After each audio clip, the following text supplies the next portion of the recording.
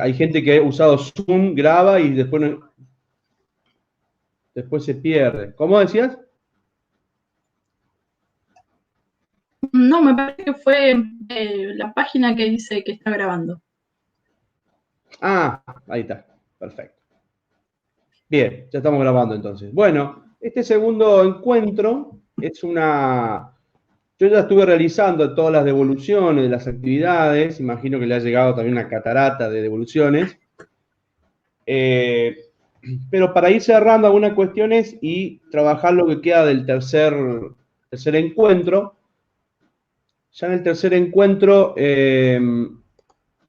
ahora voy a poner la pantalla.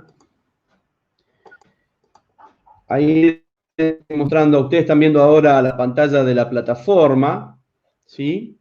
De Historia de la Educación, algunos me han dicho que es muy grande. Bueno, mientras más información tenga, para mí creo que es mejor para ustedes, porque ustedes verán cómo la usan, si lo pueden bajar, si lo pueden trabajar. Acá hay algo importante que quería mencionarles, ya que estamos grabando para todos. Acá hay un foro que se llama de consulta e intercambios. Este foro en realidad fue un pedido de uno de los coordinadores de las carreras, el profesor Espósito, para que lo sepan, y me pidió, bueno, a todos los profesores dentro de las materias, más allá que este espacio es un espacio, por decirlo de una manera, digamos, no es específico de cada profesorado, pero es general, nos pidió de que los hiciéramos participar en los foros para que ustedes puedan, digamos, dejar como una impronta de que se van conectando en la semana y qué sé yo. Bueno, yo ahí en el foro de consulta e intercambios, yo les fui subiendo, no sé si lo han visto, algunas actividades que están relacionadas con algunos de los temas que fuimos trabajando, ¿no? Acá, como es un foro, ustedes pueden dejar una opinión o pueden dejar, obviamente que es su opinión, ¿no?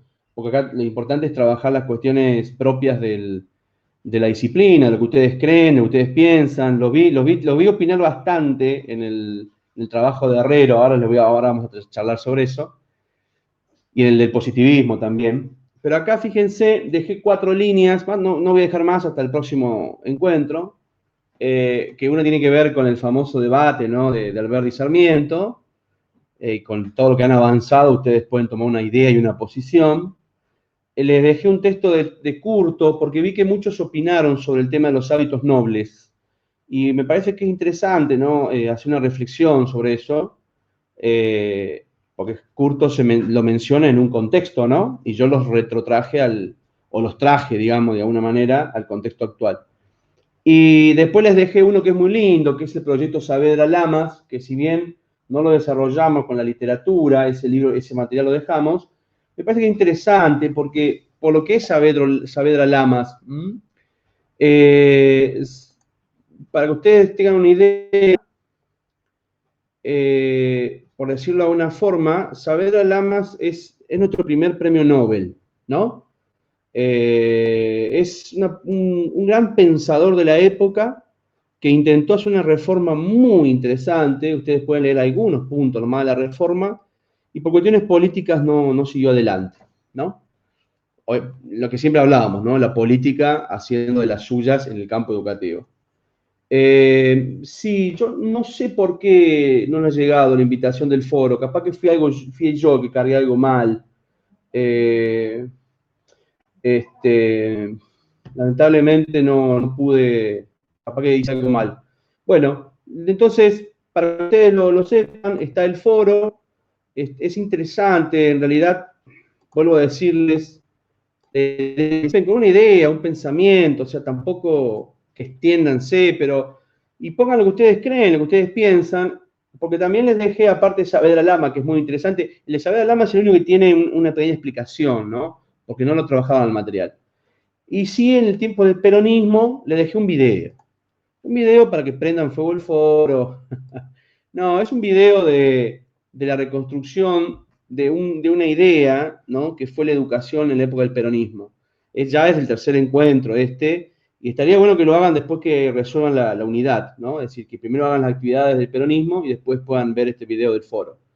pero está re interesante. La verdad que es muy, ¿cómo les podría decir? Va a permitir que ustedes den su punto de vista, ¿no? Es decir, sobre algo que pasó en la historia de educación argentina.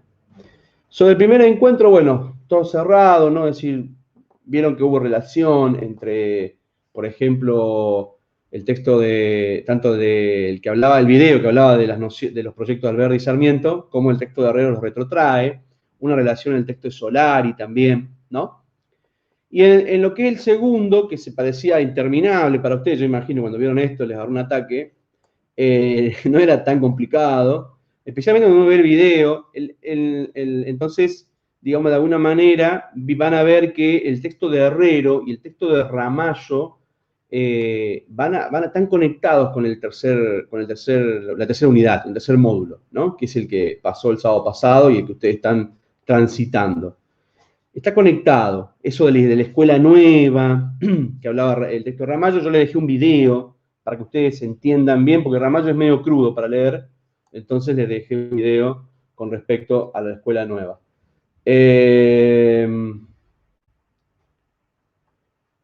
Mirá, acá me dice, claro, y sí, viste, no sé qué pasa, seguramente es una cuestión le voy a decir a la gente que maneja la plataforma. Lo de Chenique, Matías, sí, no es la única producción, hay varias producciones, porque eso lo vas a encontrar, no sé si, viste cuando trabajaste el texto de Ramallo, él habla de las etapas, ¿no? Es decir, la etapa de la participación de las universidades, por ejemplo, de los colegios, viene con la crisis de la reforma universitaria. Es decir, la reforma universitaria es todo bonito, todo muy lindo, pero cuando comienzan a decir, bueno, ahora somos autónomos, ¿de dónde sale la plata? Qué complejo, ¿no? Voy a salir de cosas si me ven. Si ven mi rostro cuando digo esto. Qué complejo, ¿no? Ahora quieren ser autónomos. Bueno, háganse cargo. Realmente Nación hace un corrimiento sobre las cuestiones presupuestarias y se arma y se configuran las confederaciones. Pero vos vas a decir, pero estamos lejos, Testo Chenique. Sí, estamos lejos. Pero todo viene de ese lugar, viene de ese fondo, ¿no? Esas crisis universitarias de la década del 30, 40, el impulso que le da Perón sobre el final, Frondizi y el gran Ilia, que es para mí después les voy a dejar algo sobre Ilia, aunque sea para que ustedes lo tengan.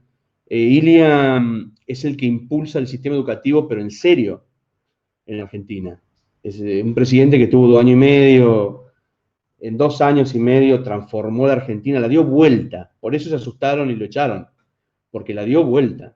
En la década del 60, la gran fuga de cerebros y la gran fuga de científicos que tenemos en Argentina, en la década del 70, 76, no solamente con la dictadura, sino también con la época de Montoneros, la AAA. Para los que estudian la historia argentina, esto lo van a poder relacionar mejor, pero para el resto les digo, es el producto de la inversión de Frondizi, porque el presupuesto educativo, para que ustedes tengan idea, que se considera en puntos del Producto Bruto Interno, es decir, en puntos del PBI, hoy por ley no debería ser inferior al 6%, o sea, no debería ser inferior a 6 puntos el PBI. El año pasado llegó a 3, pues en la época macrista se bajó muchísimo, en la época de Macri se bajó mucho, pero ya venía bajo en la época de Cristina también. El último gobierno de Cristina se había caído a 5, casi 4,8, y en la época de Macri levantó en el 2016, en el 2017 hubo una crisis, ¿se acuerdan?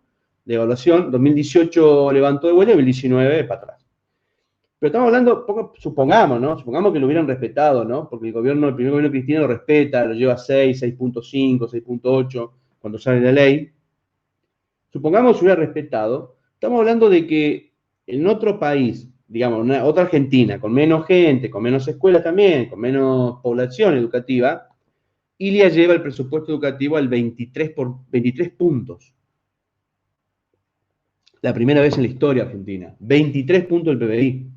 Porque dijo, la educación y la ciencia es lo que nos saca de acá, ¿no? Es decir, lo que otros han profesado, él lo llevó a la práctica. Durante un año que se aplicó completamente, el año siguiente lo llevó otra vez a 23 puntos, lo mantuvo en el presupuesto nacional, y al año siguiente, cuando es derrocado, estaba en 24 puntos el PBI. Eso hizo de que un montón de chicos Aparte creó el CONICET, creó el INTA, creó el INTI, todos los organismos, ¿no? Todos los organismos de ciencia y tecnología en el país. Por eso les digo, y ahí va la reforma universitaria, las universidades crecieron tanto y tenían una fuerza tan grande que lo que menos se podía esperar era claramente en la dictadura de la década del 70 el golpe de Estado, ¿no? Con el golpe de Estado, la supresión de la universidad, la persecución a los profesores, la quema de libros, ¿no? La modificación del currículum, que ustedes van a trabajar el texto de... Tienen un video y un texto de Pablo Pineu, discriminar, habla el texto sobre discriminar y disciplinar, tiene que ver con eso, ¿no? Con también la cuestión curricular. Y Echenique trabaja, ¿qué pasó en la zona con la Universidad del Comahue? Porque la zona, justo ahora estamos en la fecha, ¿no? El 31 de mayo. Ayer fue el día del salvataje, se recordaría. El 29 de mayo se produce, en el año 69, se produce el Cordobazo, impulsado por, digamos, podríamos decir una copia, ¿no? de lo que había pasado en el Mayo francés, pero al revés. En el Mayo francés son los estudiantes acompañados por los trabajadores, y en Córdoba es al revés, en Argentina es al revés, es decir, los estudiantes acompañan la huelga de los trabajadores. Obviamente, dos cuestiones diferentes. En Francia estaba Charles de Gaulle y mandó a llamar a los Pantera Negras, le decían, mandó a llamar al cuerpo de élite de francotiradores, y el 30 de mayo salieron todos los padres a buscar a los chicos porque se venía realmente una matanza terrible. Pero la impronta del Mayo francés quedó calado. Charles de Gaulle lo supo, porque después al año renunció, se fue del poder, no aguantó la presión social, pero bueno, era otra realidad. Y acá en Argentina pasó exactamente lo mismo, es decir, por más que Onganía, imagínense que el Cordobazo tomó toda la provincia de Córdoba, porque después salió todo el mundo a la calle, hizo que Onganía temblara en su sillón, y al año siguiente tiene que renunciar, ¿no? Sí, los textos de Pineu son muy claros, muy claros, muy claros. Por eso se los puse, para que después, como no tenemos el encuentro presencial con los textos de Pineu, vamos a ir. Matías está diciendo que hace el enganche en la década del 90. Sí, después vamos a ir. Y falta un texto que no se los colgué todavía, que es una actividad que es el derecho a la educación. Y ahí Pablo Pineu dice cuál es realmente el derecho a la educación. Les contaba, terminaba de cerrarle, bueno, las universidades son muy activas durante la década, fin de la década del 60, o sea, 69, 70, acá en Roca el 72, el Rocazo. Rocazo es un movimiento prácticamente entre las sombras estudiantil y porque es por la cuestión del juzgado federal que quieren mover. Entonces, la universidad, justamente, ¿cómo hago de qué era? Era de abogacía, ¿no? Entonces, se ven amenazados. Y después también en Neuquén hay grandes movimientos universitarios en el 72, en el 73. Después en el 73 aparece lo que es el cipoletazo. Qué sé yo, me guardo la opinión, pero es una copia del Rocazo en realidad. Y no existe el neuquinazo porque Neuquén es una provincia aparte, ¿no? Es decir, eso es una región que, si bien nació con el peronismo, tiene su partido propio. Entonces fue controlada la masa. Bueno, pero sí, el tema de Echenique por ahí lo tienen, hay algunos otros autores que también trabajan, pero esta cuestión universitaria no arranca ahí, sino que arranca de antes, ¿no? Quería hacer alguna cuestión con respecto a algunos nombres que a ustedes les apareció. El Saavedra Lamas, entonces, yo los invito a que participen en el foro. Vuelvo a la página de la plataforma que tenemos de LISA, que es nuestra conexión, ¿no? Bueno, entonces en el foro de consulta de intercambios, ahí pueden ingresar y pueden opinar. Hay 4 puntos nada más, no les voy a poner más, o por ahí le agrego a uno de Ilia también para que ustedes, más que nada, aprendan, o que les quede, aunque sea que les quede. Después ustedes lo bajan, el material, o lo guardan. Les va a servir mucho a ustedes, historia de la educación les va a servir mucho a los que estudian, a todos, les va a servir a todos. Pero a los que estudian historia, obviamente, es un campo ejemplar. A los que estudian literatura también, porque el romanticismo, inclusive hay un texto que trabaja las ideas de Johann Pestolazzi, no sé si lo vieron. Pestolazzi es el Paulo Freire europeo, ¿no? Es decir, cuando uno ve a este pedagogo, es un pedagogo nacido en Suiza, formado en Alemania, en la cuna del positivismo, ahora vamos a hablar un poco sobre el positivismo también, pero lo que hace Pestolazzi es introduce la cuestión de, y acá se van a sorprender, la cuestión de la educación con amor. Estamos hablando de principio del siglo XIX, ¿no? Que acá lo va a traer el romanticismo, lo va a traer Echeverría, lo va a traer Sastre, Estrada. Ellos recuperan el romanticismo, si bien no tan fuerte como Pestolazzi, pero bueno, este señor, acá se conoce en la jerga latinoamericana como Enrique Pestolazzi, en realidad se llamaba Johann Heinrich.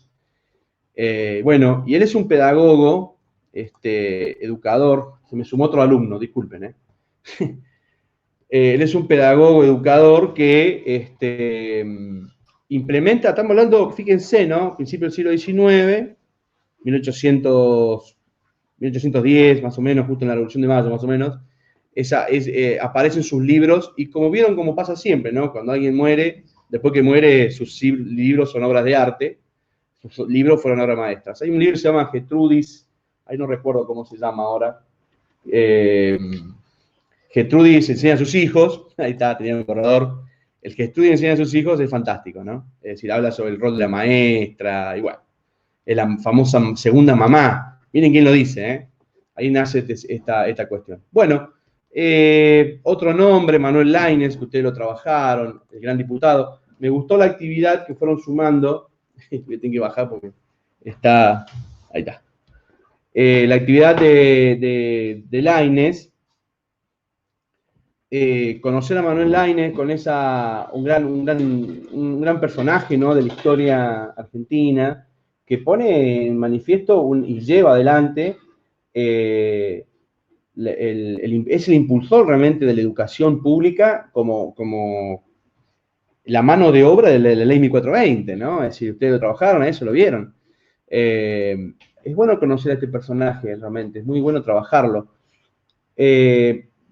Seguían los profesorados, tanto el de economía, el de administración, perdón, el de TICS. Todos ustedes van a poder desarrollar mucho estas cuestiones que les va a ir quedando sobre la cuestión educativa, sobre la cuestión de cómo la historia de educación ha hecho de que vayamos de un lado a otro, considerando que estos cambios, algunos quedaron y siguen manteniéndose en el tiempo, ¿no? Bueno, Saavedra Lamas, Laínez, Mañasco también pasa a ser un personaje complicado, ¿no? de la historia, porque quedó expuesto. Herrero se lo manifestó a ustedes en el texto, ¿no? Bien, repasemos. El Teto Solari simple, el pensamiento de Sarmiento quedó muy claro, ¿no? El rol de educador, el rol de la educación, ¿no?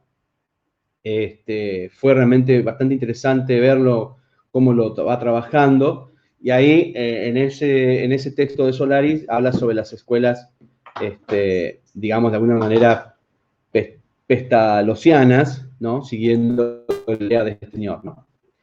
En el texto de, bueno, la ley 1420 es sencillo, yo no quise ingresar más porque ustedes por ahí lo van a ver en política educativa, entonces prefería, pero aparecen varios nombres muy interesantes, como por ejemplo Paul Grossac, Marcos Sastre, ¿no? Personas que influyeron mucho en la educación de alguna manera para implementar la ley 1420. El video los va trabajando, los va mencionando, les queda para que trabajen con sus estudiantes algún día la implementación de un sistema escolar que cambió el mundo, cambió la Argentina y cambió gran parte de América Latina, les podría decir. Voy a pasar otra vez, así ya les subo la plataforma. Y después, bueno, el texto sobre, acá bueno, salimos del 1, vamos al 2, cerramos. Bueno, ahí en el positivismo y la educación, ahí yo pensé que iban a prender fuego la plataforma, porque en realidad es una mirada muy crítica, ¿no? De la escuela, y todo lo tomaron bastante bien. Yo fui tomando algunos trabajos, como el de Matías, el de María José, el de Micaela Rodríguez, hay dos María José, García, Córdoba, las dos también han hecho buenos trabajos. El texto el video del positivismo realmente les permite a ustedes desarrollar una mirada distinta, ¿no? Sobre lo que se veía de la escuela y lo que se pensaba de la escuela. Y la verdad que es interesante, ¿no? Porque después ustedes van a ver en el texto digamos, la reforma que plantea, por decirlo de alguna manera, Mañasco, es ir contra el positivismo, sería en todo caso. Ahora vamos a revisar el fondo, ¿no? Pero bueno, este video la verdad que tenía pensado que, y lo vi elaborado en ustedes, lo tomaron realmente con una postura muy crítica, algunos conservadores, otros más liberales, otros más desarrollistas, de todo hubo, ¿eh? La verdad que me parece fantástico.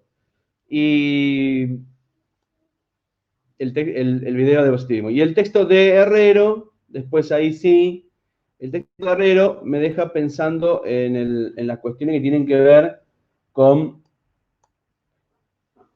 qué pasó en ese momento, ¿no? Herrero lo que le va a explicar a ustedes es que Roca, el presidente de la Nación Argentina en ese momento, que era un presidente liberal, conservador, dentro del Partido Conservador, pero más liberal, lo que desarrolla él es un tipo de, ¿cómo les podría decir? Una estrategia a través del ministro, y lo que hace es impulsar un debate que hoy, por ejemplo, no está acabado, no está terminado, no se ha podido dilucidar, que es ¿para qué sirve la escuela?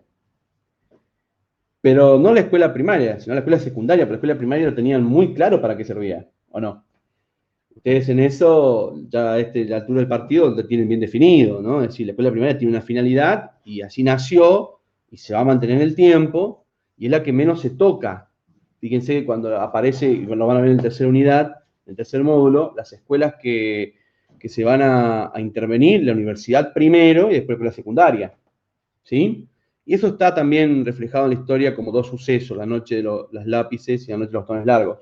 ¿Sí? La intervención en la facultad de la UBA con estudiantes y profesores detenidos y después, bueno, el secuestro del centro estudiante, el secuestro de la reunión que hubo de centro estudiantes en La Plata, ¿no?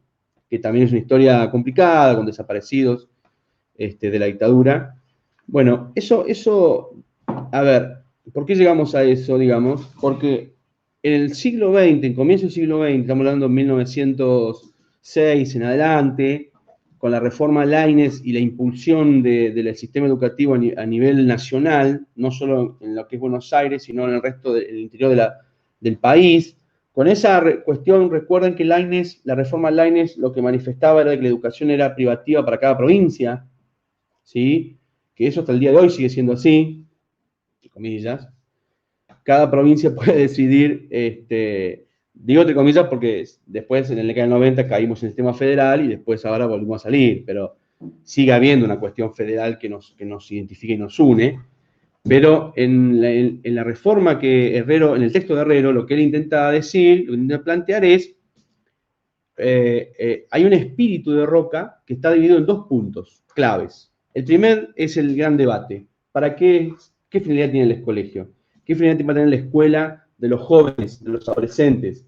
Y ahí aparece la gran impulsa o la gran, por decirlo de una manera, la gran cuestión que él va a trabajar y a través del autor se lleva adelante, y tiene que ver con la cuestión de ir reemplazando los colegios nacionales, que son solamente para la formación o para la preparación para una formación superior universitaria, y transformarlo más en escuela de arte y oficios, ¿no? Dejando en claro que la cuestión del trabajo es muy importante para un país que se está construyendo en ese momento, porque todavía no había llegado la migración masiva que comienza a llegar en el principio de la guerra mundial, ¿no? Ya en 1915, 1914, 1915, con la persecución de los armenios, persecución ya de judíos también, persecución de la Europa del Este.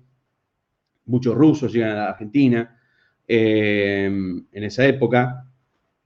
Hay un conflicto que todavía no está dilucidado, pero Roca lo ve venir y entonces comienza, por un lado, a decir lo que nosotros necesitamos es la impulsión de escuelas de arte y oficio, las escuelas prácticas, las escuelas técnicas, ustedes quieren decirlo. Pero si bien eso no termina de cocinarse, porque ustedes vieron que en el texto me lo manifiesta, es decir, el mismo Congreso, digamos, inclusive con mayoría de Roca, le vota en contra del proyecto, tiene que ver porque la otra cuestión, la otra pata de este señor, de este presidente, el viejo zorro, como le decían varios sociólogos, historiadores, era la eliminación, digamos, bajar las cuestiones de la educación elitista, porque los colegios nacionales estaban reproduciendo una educación elitista. Y Roca ve, como lo dice el autor, dice, ve amenazada esta paz de administración, ¿no? Este orden conservador, que después el tiempo le va a terminar dando la razón. Porque como no se vota, los colegios nacionales siguen reproduciendo gente que va a la universidad, gente que piensa, gente que se desarrolla, y en 1912 se da vuelta la torta cuando se aprueba la ley Sáenz Peña. ¿Sí? Y los conservadores en el 16 van a perder el poder por un largo tiempo, ¿no? Es decir, pero ese proyecto, fíjense cómo estas dos cuestiones, ¿no?, que se marcan, se podían haber resuelto fácil si Roca hubiera agarrado y hubiera hecho un decreto. ¿Sí? El presidente Roca hubiera agarrado a un decreto, impulsa una reforma educativa, total, la educación se venía reformando y venía teniendo proyectos y anteproyectos permanentes, ¿no? ¿Por qué no lo hizo? La gran pregunta, ¿no? Bueno, ahí está reflejado lo que es, primero, un modelo de país que trata de convertir a la educación. Lo de historia estamos viendo esos temas. Bueno, yo lo aporto de la historia de educación. Después ustedes, si lo quieren sumar a la historia, súmenlo. Él, aparte de tener un proyecto y un modelo de país que lo mantiene, es un gobierno que, ustedes van a decir, pero dentro del sistema de votación no pasaba, el sistema de comicio no pasaba, era un presidente liberal que se manejaba en términos democráticos. O sea, no impulsa nada por decreto, sino que lo envía al Congreso. El mismo Congreso lo rechaza y el plan queda, digamos, de alguna manera abortado, podría decir. Va a ser retomado por el radicalismo, con otro principio que el radicalismo manifiesta, que es el ascenso social, ¿no? La educación como el motor de ascenso social de la sociedad. ¿Por qué les cuento esto? Porque en estos guerreros aparecen estas dos cuestiones, ustedes lo han podido refrendar muy bien, lo han encontrado, lo han logrado encontrar, lo han manifestado, y está bien que así sea, y fíjense de las críticas que podemos hacerle a la presidencia de Roca o al gobierno, a los conservadores conducidos por Roca a la cabeza, no hay un uso excesivo o no hay un exabrupto, digamos, que marque que por cuestiones dictatoriales, es decir, por cuestiones de decreto, modifica el sistema educativo. Lo lleva al Congreso como todos, Xavier Alamo va al Congreso, el proyecto Mañasco va al Congreso, el proyecto de Marco Sastre va al Congreso, todo tiene que pasar por el Congreso y ser aprobado en el Congreso. Es un punto clave, porque después en el radicalismo eso va a ser retomado de alguna manera. En el texto de Ramallo, eso aparece también, ¿no? Voy a ir cerrando algunas de las fichas. El texto de Ramallo aparece que Ramallo lo que hace es decir, bueno, va reconstruyendo, digamos, la historia, dice, acá hay etapas, ¿no? Es decir, y pareciera que cada etapa es estanca una de la otra, ¿no? Es decir, desde la impulsión de esa nueva escuela en la década del 20 y la década del 30, con propuestas pedagógicas de Europa y todas esas cuestiones, nos encontramos con una Argentina que venía de proyectos fallidos, entonces el proyecto, digamos, de educativo de esa época que se impulsa va a ser de llevar adelante este tipo de reformas, ¿no?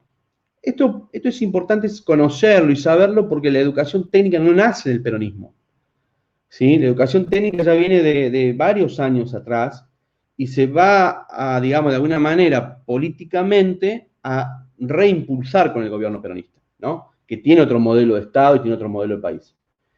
En términos generales, por decirlo de una manera, y en el texto de Ramallo aparece, en estas etapas, obviamente tenemos una etapa claramente concentrada en las democracias participativas, porque eso es lo que le pasa a Irigoyen, le pasa exactamente a Roca y a Sáenz Peña, es decir, los congresos deciden. Irigoyen deben haber aprobado por el 20% de todos los proyectos que envió, y dentro de esos proyectos hay algunos que tienen que ver con la educación argentina, con algunas reformas que son importantes, y de resultados que ya comienzan a aparecer, de la 1420, la reforma Laínez, del proyecto de Mañasco, que no se da, pero hay algunas reformas en Buenos Aires, por ejemplo, de las escuelas bachillerato, ¿no? Es decir, todos estos resultados del sistema educativo llegan en un gobierno que trata de impulsar, corregir algunas cuestiones y pronunciarse sobre otras, y a través del Congreso no le es factible. Eso lo de historia lo van a entender muy claro. Para el resto, simplemente bien corto y conciso. Son gobiernos que no aplican el sentido práctico de una dictadura, ¿no? ¿Cuál es la finalidad de todo esto? Dice Ramallo, bueno, en la década del 30 todo se rompe, ¿no? Por la crisis de 1929 en Estados Unidos. Pero fíjense que durante la década infame, conocida históricamente como década infame, la educación tiene una gran reforma, saliendo de lo teórico a lo práctico, con la gran construcción de escuelas, con la construcción de universidades, ¿no? Es decir, pareciera ser que fue infame para unas cuestiones, pero no para otras. Los profesorados de jardines de infante que se instalan en la década del 30, bueno, justamente, ¿cuándo fue? El 28 fue el día del jardín de infante, no me acuerdo bien, que es cuando muere Rosario Vera Peñalosa, la impulsora de los jardines de infantes. Los jardines de infantes nacen como un anexo de una escuela normal en Paraná, y después a los años se traslada una a Buenos Aires, ¿no? El normal de Buenos Aires también se crean como anexos, es decir, cuidan los niños de los estudiantes, de las maestras, ¿no? Que están estudiando, ¿no? O en realidad también son el soporte de la sociedad en ese momento. Y en el 1937, en plena década infame, el gobierno de Justo, se crea el profesorado de las conocidas maestras jardineras. Digo conocidas así con buen sentido, ¿no? Es decir, cariñosamente, ¿no? Son jardines infanto-maternales, se van a llamar primero, después jardines infantiles, bueno, hoy la escuela inicial. Bien.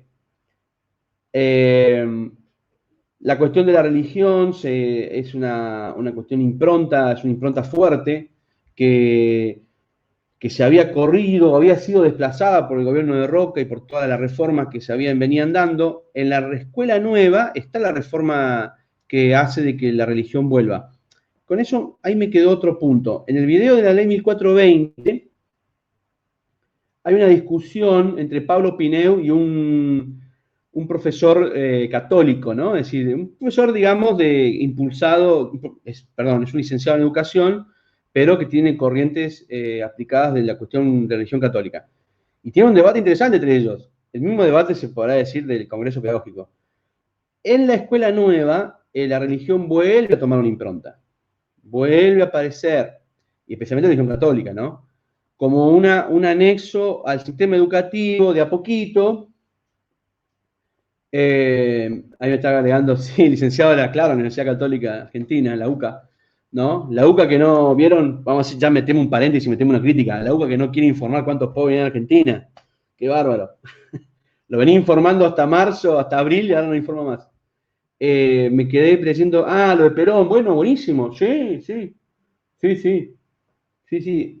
Eva Perón fue una impulsora muy importante del sistema educativo argentino. Bueno, ahora llegamos a Perón. Cerraba esto, ¿no? Y en la década del 30, en esta escuela nueva que se viene implementando, lo va a decir Ramallo, hay unos ramalazos, se podría decir, donde aparece el Instituto de Cultura Religiosa, bueno, la Universidad Católica, ahí lo tenés, se funda la Universidad Católica.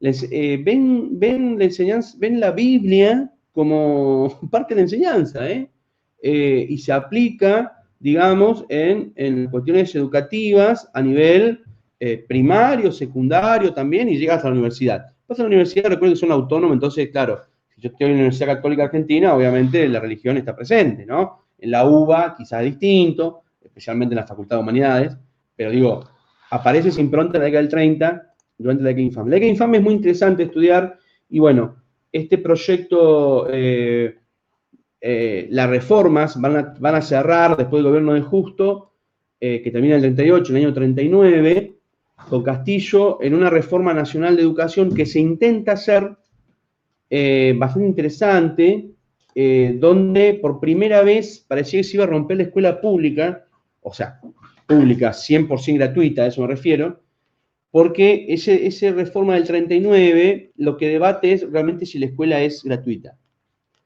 Entonces, cuando está ahí en el texto de Ramallo, pero muy cortito, y se lo cierro a ustedes para que lo entiendan, si ustedes se ponen a pensar, la escuela no es gratuita. La escuela se paga los impuestos. Es decir, los impuestos que pagamos nosotros, en definitiva. Es sostenida por el Estado. El Estado por nosotros mismos, ¿no? Es decir, y entonces aparecía en esa reforma del 39, digamos, porque vamos a aclararlo, si bien justo y progresista, los conservadores y la élite vuelve otra vez al escenario, ¿no? Ocupando cargos políticos, se intentaba hacer una reforma muy parecida a la de Estados Unidos, de crear las escuelas preparatorias con pago de canon, ¿no? Lo que decía la reforma era de implementar, por ejemplo, prestaciones a través de ese canon, como por ejemplo transporte, alimentos, muy parecida a la preparatoria de Estados Unidos, ¿no? No se dio, obviamente, proyecto para atrás, no sé qué hubiera pasado. Y fíjense que a finales de la década del 30, antes del golpe de Estado, ¿no? Del nuevo grupo, del nuevo GO, se llamaba el Grupo Oficiales Unidos, de los nuevos militares que vienen resplandeciendo, aparecen otra vez, empiezan a aparecer las pedagogías europeas muy fuertes, especialmente la de España, la de Italia también, italianos, españoles, comienzan a aparecer con reformas pedagógicas importantes en el sistema educativo.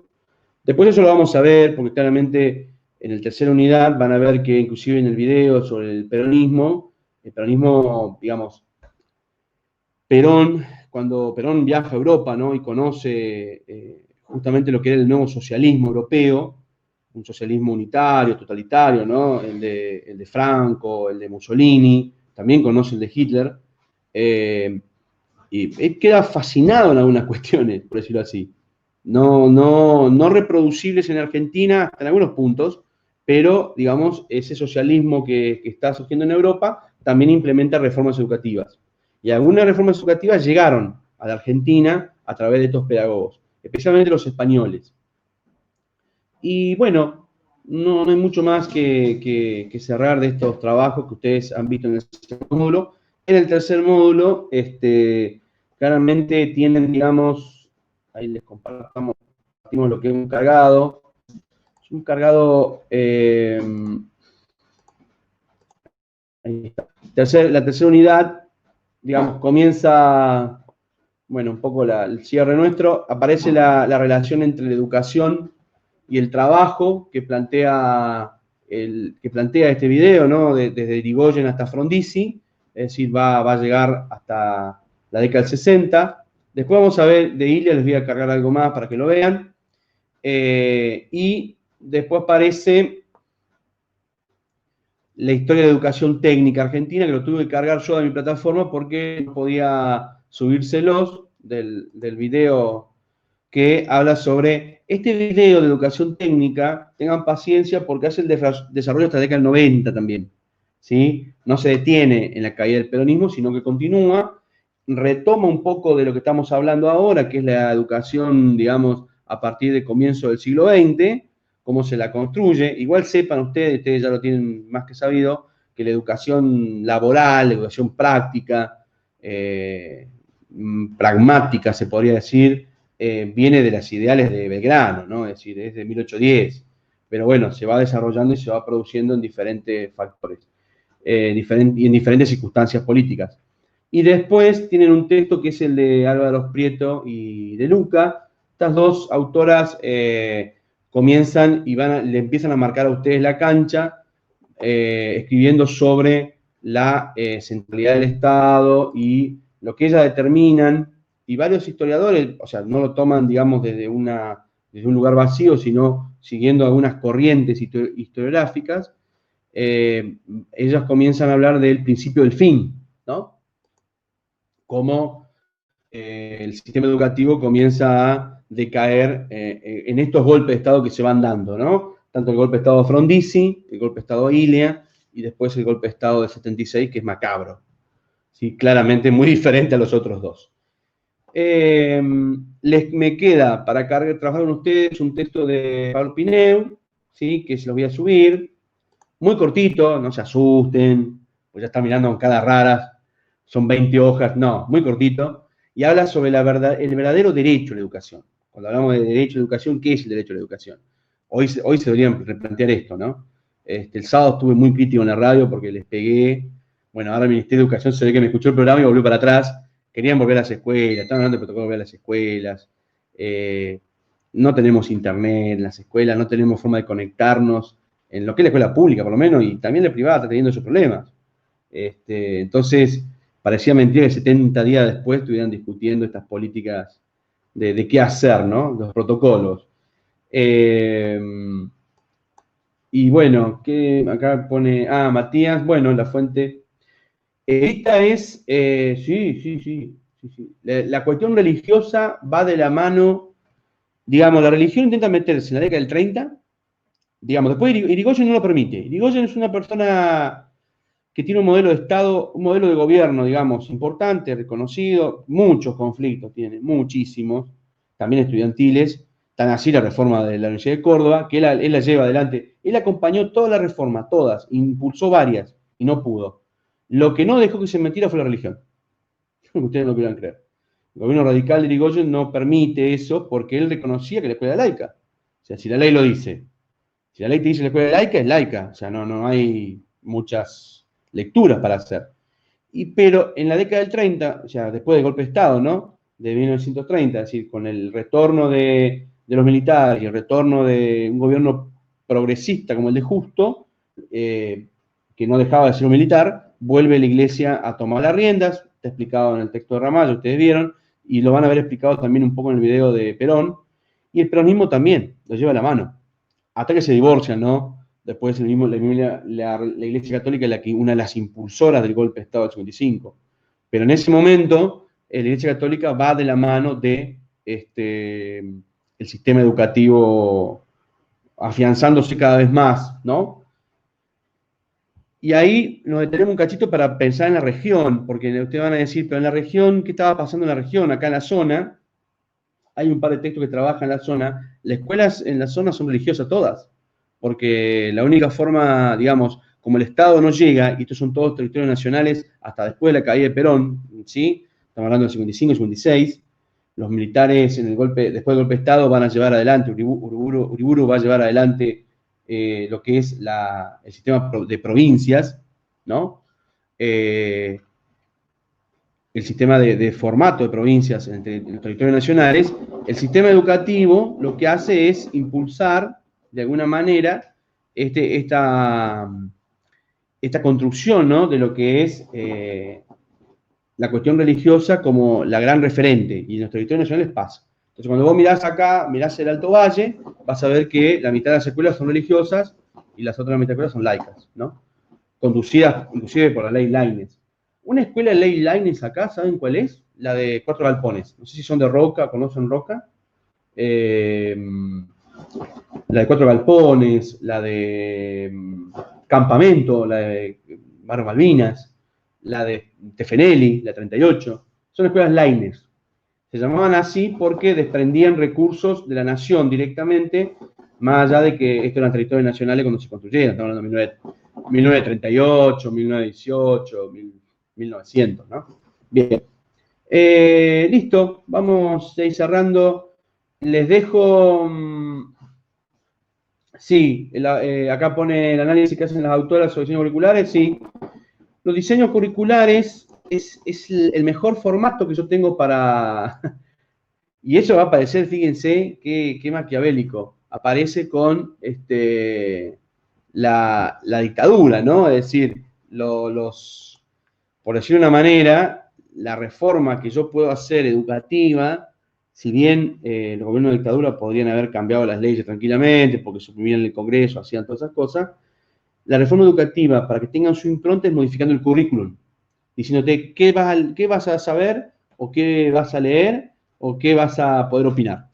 Simple y llano. Por eso el texto de Pablo Pineo habla sobre reprimir y discriminar, las dos herramientas que usa el gobierno de dictadura, y está conducido al currículum, ¿no? Es decir, si vos la lectura de, no sé, un texto de Marx es peligrosa, lo saco. La lectura de una historia revisionista la saco. Entonces dejo historias positivistas, historias, no sé, literatura positivista, ¿no? Leer a Borges está prohibido. Leer a un Galeano, menos. En 1968 sale uno de los libros de Galeano tan interesantes, que es Las venas abiertas de América Latina. Imagínense leer eso en la época de dictadura, olvídate. ¿Mucha influencia salesiana? Sí. Pero es la Patagonia. Y mientras más al sur va, más todavía. Por eso la reforma más clara e importante del sistema educativo, igual estuvo el Estado Nacional, No, recordemos que el 1 acá en Roca es el primer normal, ¿sí? Que estaba donde estaba el Centro de Formación Docente, ahora, el viejo, digamos, ahí funcionaba el normal número 50, se llamaba, creo, porque tenía el número así medio raro, ¿no? Pero son escuelas normales, que después se transforman en el 1 y toda la historia, que ya conocemos lo de Rocas, estuvo en varios lados esa escuela. Las escuelas primarias también, escuela primaria de la 1420 y varias, la 32 una, que no era ese lugar, sino era más sobre la ruta y después se trasladó ahí, viejo edificio, y después están las escuelas Laines, como la reciente decía, ¿no? Campamento, me recuerdo algunas, 4 Galpones, Tefenelli, la de Maiquí es de la ley Laines también, en 1900, se fundó el pueblo y estaba la escuela. Cuando se fundó Maiquí había un almacén y una escuela, la escuela 25 creo que se llama, ahora no me acuerdo el número, una escuela rural, Colonia Fátima, algo así, está en Colonia Fátima. Una escuela de Huergo también es Laines, una escuela Regina, también Laines, y después también hay escuelas religiosas que comienzan a dar, como, bueno, acá claramente, ¿no? El Domingo Sabio, que en realidad en el centro se ubicaba una cuestión de construcción posterior, ¿no? Al lado de la catedral, pero en realidad la escuela estaba en donde estaba el edificio viejo, con San Miguel, ¿no? Bien, yo, bueno, y Salesiano, bueno, eso. Neuquén también, las escuelas María Auxiliadoras, son toda una compañía de escuelas. De Bahía Blanca vienen esas escuelas. Bahía Blanca se viene instalando en diferentes lados, tal es así, por ejemplo, tenemos una en Regina, una en Roca, una en Neuquén, bueno, Bariloche, ¿sí? Se van instalando escuelas, las compañías de las María Auxiliadoras, ¿no?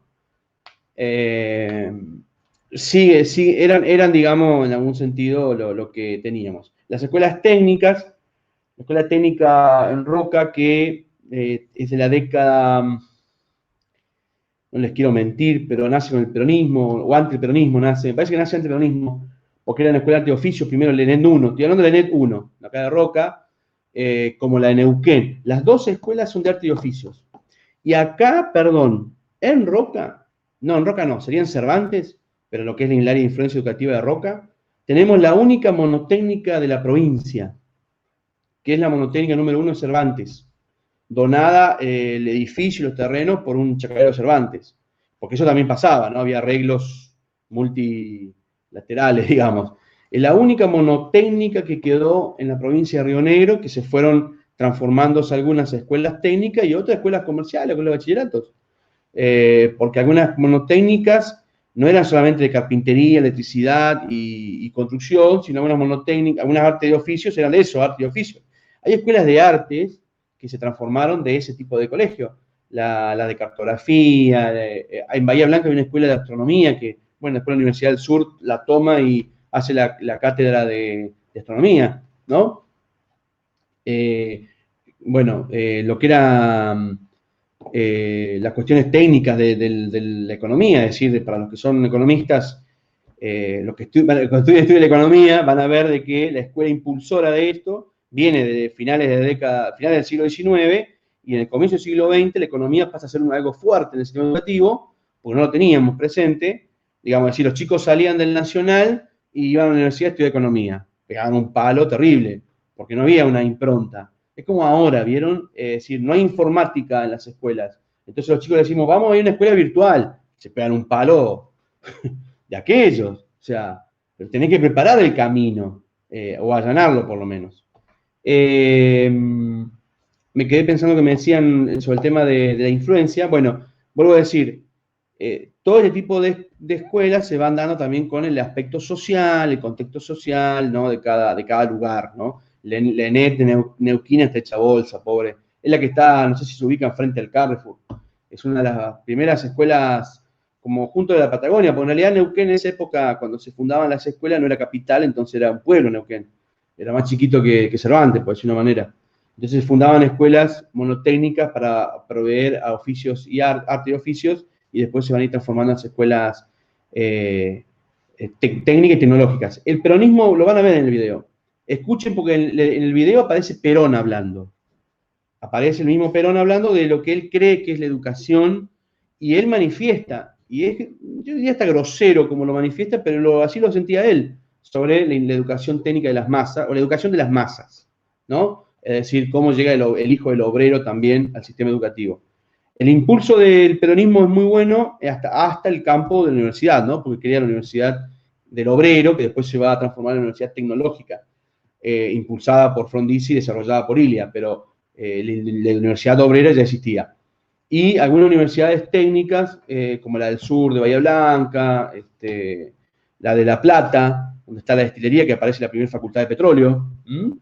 Es decir, hay algunas cuestiones interesantes que tienen que ver con el peronismo, impulsor de un sistema educativo basado en sus principios. Si su principio, por ejemplo, vamos por parte, Roca, liberalismo, una escuela liberal. Roca intenta retrotraerla a los principios, utiliza a Alberdi, porque era el enemigo de Sarmiento, ¿no? Es decir, rompo lo que dice Sarmiento, pongo lo que dice Alberdi y transformo la escuela como yo quiero, pero siguiendo un modelo de país, un modelo donde tenía que transformar escuelas nacionales en escuelas técnicas, por decir una manera, que después no se puede llevar a la práctica. El gobierno de Irigoyen, el gran motor de ascenso social de educación, donde la acompaña, no puede transformarla, la acompaña. La década infame, el momento donde, si uno se podría poner a pensar, década infame, bueno, fraude electoral, el pacto de Roca-Rusiman, ¿no? Para que son de historia, un pacto terrible, más o menos como ahora, ¿no? Como el del barril del petróleo ahora, que acaban de decretar el presidente, es muy parecido. Le comprábamos la carne a sobreprecio a Inglaterra, le dábamos todas las facilidades, metió las usinas, metió las empresas colectivas, bueno, no importa. Entonces uno va siguiendo, pero fraude en ese momento, pero en el campo educativo parecen reformas que son interesantes, con construcción de escuelas, universidades. Cuando llega el peronismo es el motor de la equidad. Aparece por primera vez la palabra en un Estado que rompe el protocolo, que él lo va a llamar la tercera posición, la justicia social. Entonces, cuando él habla de equidad, transforma el sistema educativo para que sea equitativo. ¿No? No habla de igualdad, habla de equidad. Entonces, cuando vos decís una escuela de equidad, crea, bueno, los torneos de competencia para todo el mundo. Porque, ¿qué pasa? Él utiliza los clubes. Vamos para que lo entiendan. En el Colegio Nacional, los chicos hacen educación física en qué sé yo, el Jockey Club, porque son del Colegio Nacional. El Jockey Club, los pibes hacen natación, deporte. Y los pibes de la escuela pública, ¿dónde hacen deportes? Utilizar los clubes. Y ahí hay un gran fomento de clubes de barrios, muchos clubes de barrios, en la década del 40 y década del 50 inclusive. ¿Por qué? Inclusive crea lo que hasta el día de hoy, no sé si ahora se seguirán haciendo, creo que el año pasado se hacían, los torneos Evita. Torneos Evita es el gran encuentro de escuelas para que todos puedan participar en el deporte. Los complejos de Embalse y Chapadmalal. No para que solo la familia vaya, sino porque viajan escuelas. En el peronismo nacen los viajes egresados. En el peronismo nacen los viajes egresados. Tomo a los chicos del séptimo y los llevo a conocer el mar. Y los del mar los llevo a conocer las sierras. Y así. El impulso de la equidad basado, que tiene una fuerte crítica del peronismo, en el obrero, digamos, el que quiere ser obrero, que no le interesa la universidad, que después quedan contratados en las fábricas. Eso va a pasar en Avellaneda, en la fábrica de Avellaneda, en la fábrica de Lanús, ¿no? Es decir, vos ibas a la escuela técnica, 3 años, 2 años te ibas rentado con una pasantía, cobraban 2 pesos, Y al año siguiente, después que te recibías, o sea, eran 6 años, de ahí nace el tema de los 6 años de las escuelas técnicas, quedabas contratado como operario en la fábrica. Hoy en día, ¿cuántos estudian para seguir trabajando o no? ¿Cuántos quieren estudiar para poder salir desde el colegio e ir a trabajar? O necesitan hacerlo o quieren hacerlo y bueno, es un principio importante del peronismo. Un proyecto que va a ser derribado entre comillas, porque Frondizi no elimina todo el peronismo, al contrario, toma algunas cosas y las va, digamos, transformando. Para cerrar, quería comentarles lo último del peronismo, que es el estatuto docente. Ustedes que van a ser futuros docentes, el estatuto docente de la Argentina es un proyecto del peronismo. Es decir, pero es un proyecto porque el peronismo lo que hace es crear acuerdos marcos de trabajo, ¿no? Es decir, para cada trabajo tiene que haber un acuerdo marco. ¿Sí? Recuerden que el peronismo crea las paritarias, entre comillas, no se llaman paritarias, ahora se llaman paritarias, pero es decir, el Estado mediador de la discusión de la patronal y el empleado. ¿Sí? Los docentes también son empleados, ¿o no? Como todo el personal de la nación. Y había algunos gremios estatales que ya se iban haciendo, digamos, creando algún tipo de movilización sindical, como por ejemplo los de YPF, el petróleo, los de, bueno, ATE, ¿no? Los de trabajadores del Estado, pero que no tenían una gran impronta, por decirlo de alguna manera. Bueno, el estatuto del docente en la Argentina, digamos, es un, ¿cómo les podría decir? Antes que cada provincia haga el suyo, por decirlo de una manera, nace uno nacional, ¿no? Nace uno nacional que es impulsado por el peronismo. Estoy buscando bien la fecha porque no recuerdo la fecha de la reforma. Se me van también los números. Acá está, 1954, ¿ven? Es impulsado por el peronismo como un gran acuerdo marco entre los trabajadores de la educación y los diferentes estados, a nivel nacional y también algunos a nivel provincial. Como las escuelas, la mayoría son nacionales, ¿no? Los que van a quedar afuera son los universitarios, ¿no? Ellos crean sus propios estatutos, por decirlo de una manera.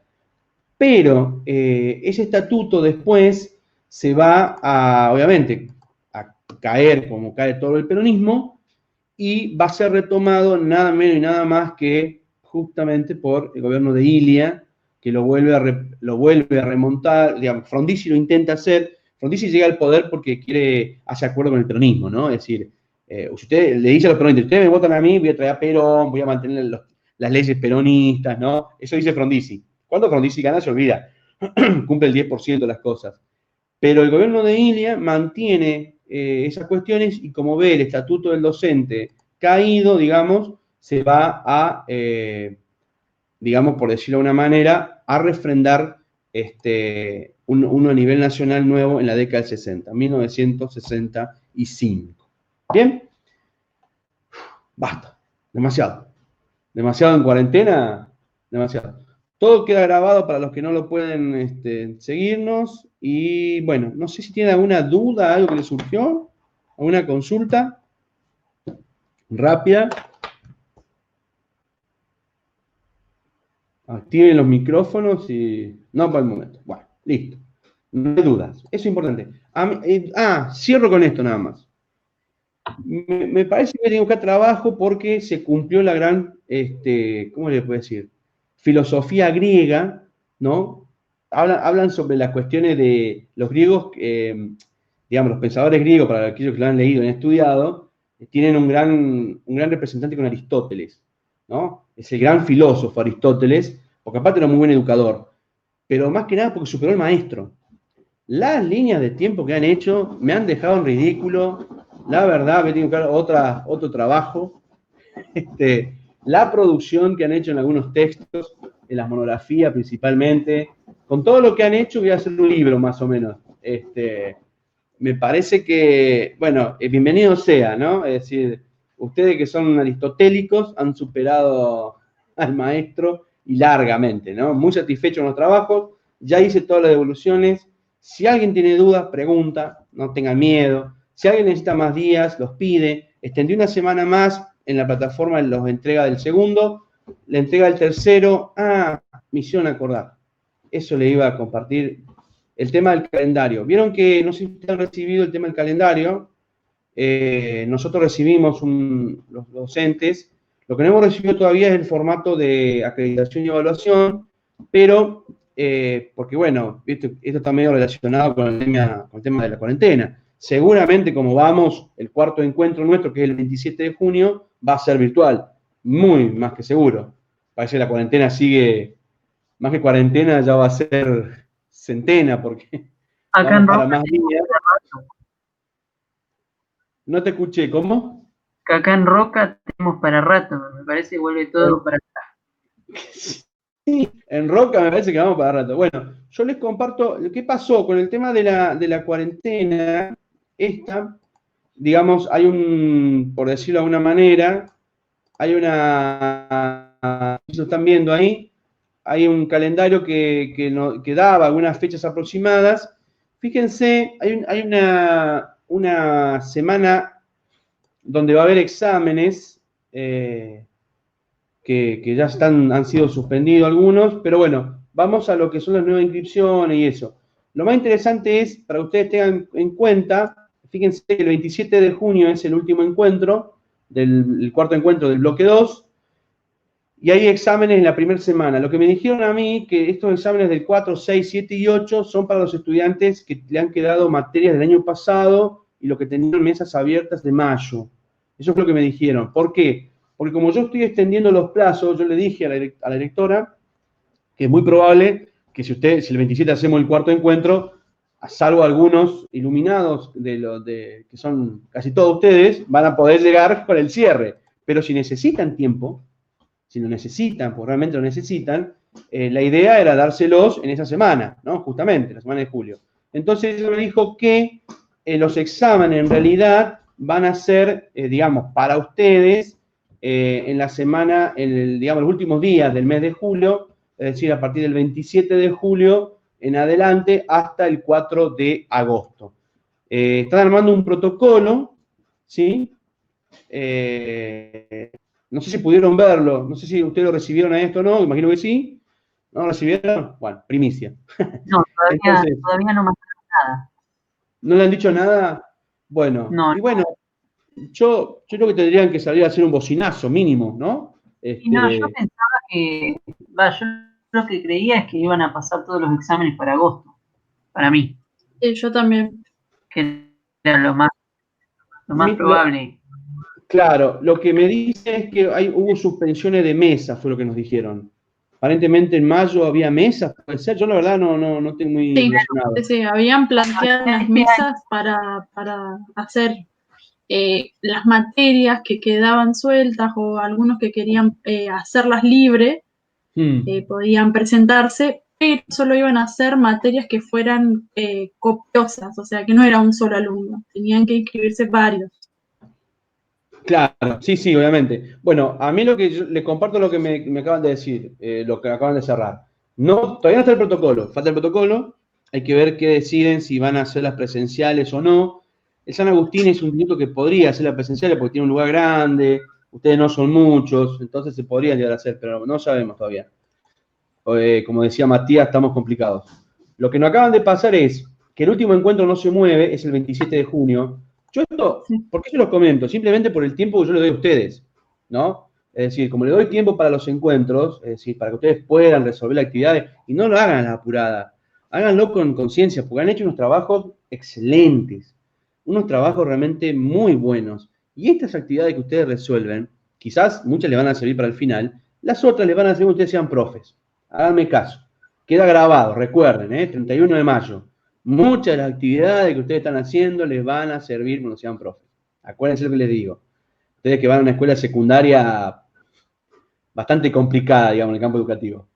La SRN, ¿no? Muy linda, muy interesante, pero también así complicada con el tema de la coordinación de áreas y eso. Reitero, lo que nos dijeron es, se mantiene la fecha, 27 de junio, el último encuentro. Si ustedes necesitan 1 o 2 semanas, a mí me chocaba con las semanas de los exámenes y me dijeron que no, que los exámenes del 4, 5, 4, 6, 7 y 8 creo que es, A ver, tengo una que no sé para qué. Sí, 4, 6, 7 y 8 son para todos los exámenes que han quedado atrasados de las mesas de febrero, mesas abiertas, o materia que ustedes tienen el año pasado. No me dieron nada de libre no me dijeron nada, me dijeron eso. Y las mesas para que ustedes puedan rendir el examen serían a partir de la semana de julio, 27, 28, 29 y adelante hasta el 4 de agosto, ¿no? Toda esa semana. Del 27 de julio al 4 de agosto. Sería, digamos, donde ustedes van a tener que pasar por la guillotina. Digo, van a tener que presentarse en el final. Por eso no va a dar tiempo, porque van a estar de vacaciones, ¿no? ¿Cuál María Antonieta? ¿Cómo? Pseudo vacaciones, pone. Van a ser pseudo vacaciones, la verdad que sí. Siempre. ¿Cuál María Antonieta? Sí, María Antonieta. No tener miedo.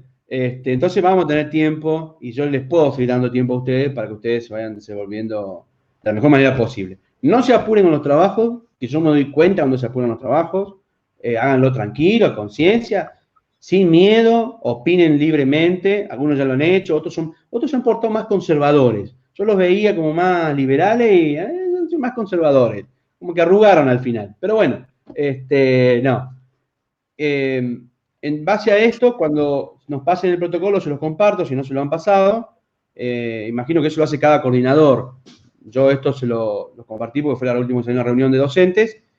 Y después de la mesa de julio y agosto, va a haber una mesa de septiembre, nos dijeron. Creo que hacen así siempre, ¿no? Cuando quedan abiertas o para algunos libres. Si hay alguno que va a rendir libre la materia y está observando el video, porque por ahí sé que había un estudiante que iba a rendir libre y que estaba mirando los videos y el material para ella, y si ustedes por ahí deciden con otra materia hacerlo libre, todavía no hay ningún protocolo para hacerlo libre, porque la cuestión es del libre, tienen que llevar a instancias. Hay que hacer un escrito, ¿no? Tiene que estar aprobado el escrito, un trabajo práctico. Hasta ahora nadie me lo ha solicitado, así que creo que nadie va como libre. ¿Bien? No lo dejo más, no le digo más porque es domingo. Entonces, a continuar con lo que queda del domingo. Y bueno, cualquier consulta nos estamos hablando, ¿sí? Genial. Preguntan, si tienen dudas, y no le aflojen. Si tienen contacto con los compañeros, también digan, no le aflojen porque viene lindo el grupo. Quédense tranquilos, no les voy a cargar muchos trabajos en el módulo 3. Después en el módulo 4 sí los mato. No, mentira. No. Nos encontramos, nos seguimos encontrando. Si usted cree necesario hacer otro, lo hacemos, pero hasta ahora las dudas son mínimas. He resuelto algunas así por escrito. Cuando sea una duda grande y general, se las envío a todos por mail. ¿Sí? Así que bueno, nos encontramos dentro de unos días, 2 semanas más o menos, haciéndolo, perdón, más de 2 semanas, dentro de un mes, haciendo el último encuentro. ¿Sí? Genial. Nos vemos. Bueno, hasta luego. Chao. Nos vemos.